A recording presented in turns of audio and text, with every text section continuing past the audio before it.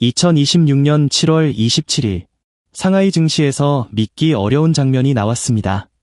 중국 최대 디램 기업 창신메모리 CXMT 공모가 8.66위안으로 출발한 주가는 장중 55.03위안까지 치솟았습니다. 상승률은 약 535%, 종가는 49위안으로 공모가보다 465.82% 올랐습니다. 하루 거래대금은 1,400억 위안을 넘었고 종가 기준 시가총액은 약 3조 3천억 위안, 중국 본토에서 가장 비싼 상장사가 됐습니다. 이건 단순한 신규 상장주 열풍이 아닙니다. 중국이 메모리 자립에 거는 돈과 기대를 보여준 사건입니다. CXMT는 정말 삼성전자와 SK하이닉스를 흔들 수 있을까요?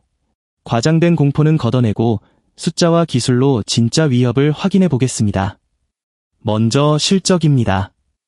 2026년 1분기 매출은 508억 위안, 전년 동기보다 719.13% 늘었습니다.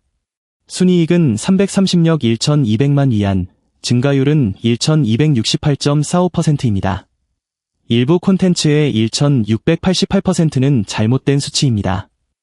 1,700%대 숫자는 상반기 전망치와 혼동한 것으로 보입니다.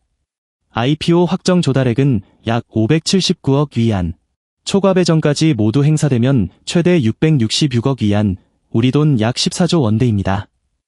텐센트와는 200억 위안이 넘는 장기 서버, 디램 공급 계약을 체결한 것으로 보도됐습니다. 설립 10년 만에 중국 1위, 세계 4위 디램 업체로 올라선 배경입니다.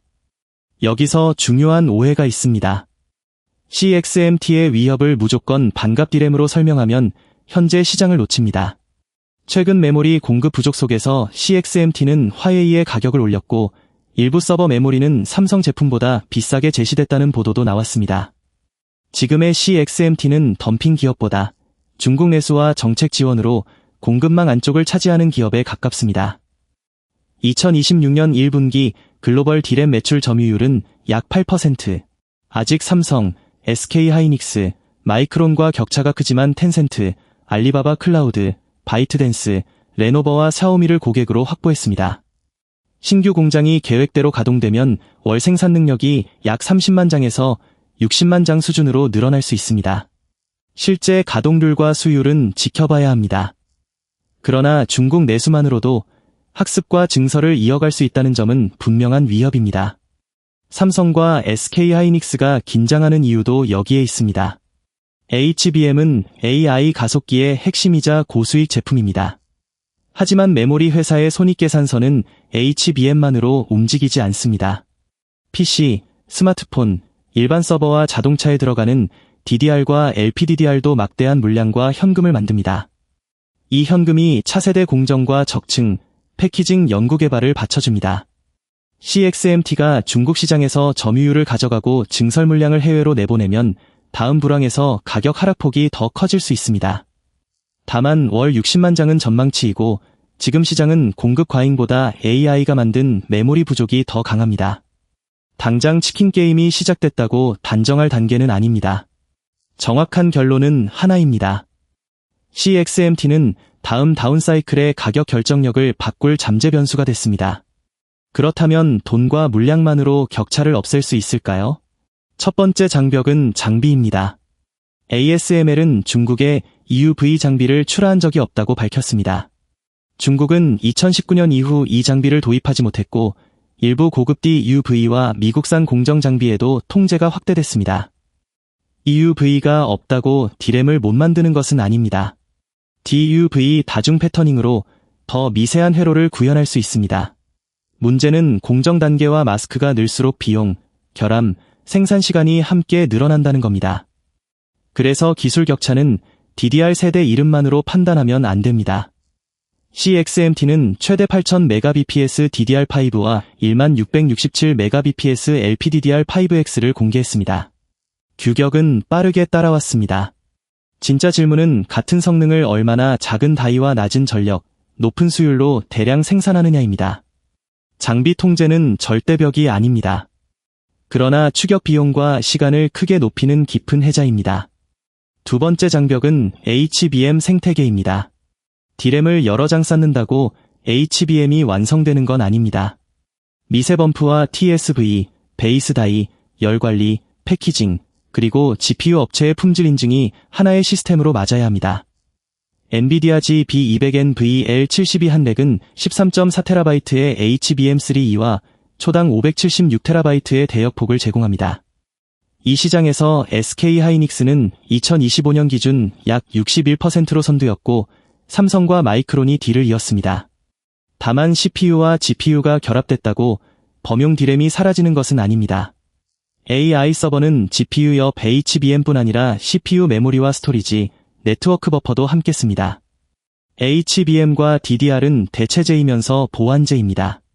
한국 기업은 HBM4와 차세대 패키징의 프리미엄을 지키면서 범용 D램 원가 경쟁력도 놓치지 않아야 합니다. 전선은 하나가 아니라 두 개입니다. 네이버와 엔비디아, 브루필드가 발표한 한국 AI 팩토리 프로젝트는 수요의 방향을 보여줍니다. 전체 규모는 100억 달러, 브루필드가 최대 90억 달러를 지원하고 엔비디아가 10억 달러를 투자합니다.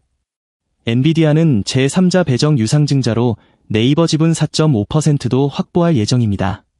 핵심은 지분 뉴스가 아닙니다. AI 투자가 GPU 구매를 넘어 전력, 데이터 센터, 네트워크, HBM과 서버 D램을 묶은 장기 공급망 경쟁으로 확대됐다는 점입니다. 이런 프로젝트가 늘면 고성능 메모리의 총수요도 커집니다. CXMT에도 삼성과 SK하이닉스에도 기회입니다. 승자는 수요를 독점하는 회사가 아닙니다. 고객이 원하는 시점에 인증된 제품을 높은 수율로 공급하는 회사입니다. 다음 기술 후보는 PIM, 메모리 안에서 연산하는 구조입니다. 기존 컴퓨터는 프로세서와 메모리 사이에서 데이터를 계속 옮깁니다. AI 모델이 커질수록 이동 시간과 전력이 병목이 됩니다. PIM은 자주 쓰는 연산을 데이터 가까이에서 처리해 이동을 줄입니다. 삼성전자는 2021년 HBM-PIM을 공개하며 기존 HBM2 시스템보다 2배 이상의 성능과 70% 이상의 에너지 절감을 제시했습니다.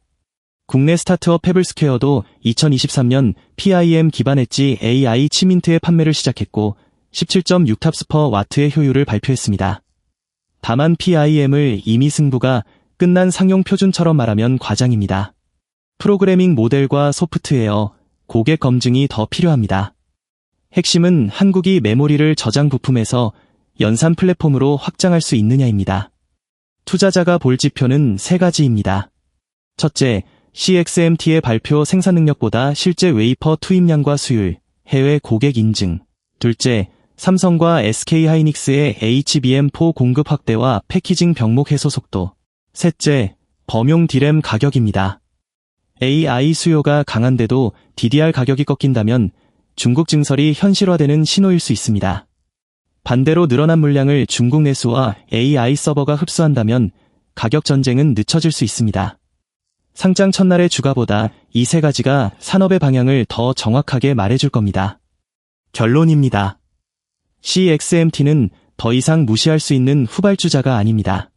중국 내수와 자본, 빠른 제품 전환으로 범용 D램의 경쟁 지형을 바꾸고 있습니다.